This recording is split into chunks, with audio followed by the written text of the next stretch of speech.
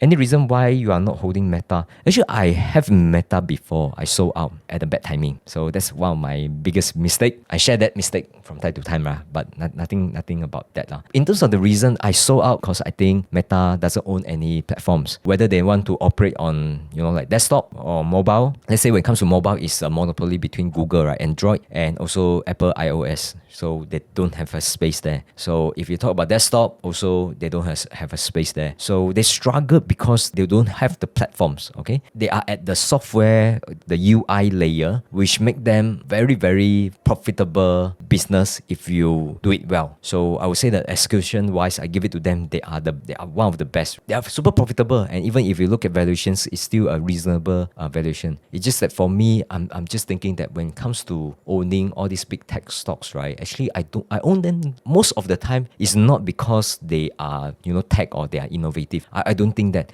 Actually, I own many of them just because of how resilient they are. So say for example, Nvidia, right? Because of the flywheel of all this CUDA and stuff, right? Very difficult for anyone that's doing AI stuff, right, to get away for Nvidia. If you get away, actually you lose out. So you need them. That's the resilience part that come in. For TSMC, the foundry, this is the assets. You really need them. TSMC customer, if they want to switch out from TSMC, right, they actually make their own product not competitive. Although all these hard assets means that if you have too much hard assets, your return on capital actually come down. That's the bad part. But the good part is that actually these hard assets, right, although ROC isn't as good, but it makes your business very resilient. So that's one thing. Tesla even more, right? They have their own factories and stuff, right? Amazon, same thing. Their hard assets, right, is all the logistics, all the infrastructure behind their e-commerce, all the infrastructure behind their AWS. So these are actually hard assets that they spend a lot of money into capex every year. After they build all those things, right, their business is like almost impossible to disrupt. That's why I like this kind of business, because like they are very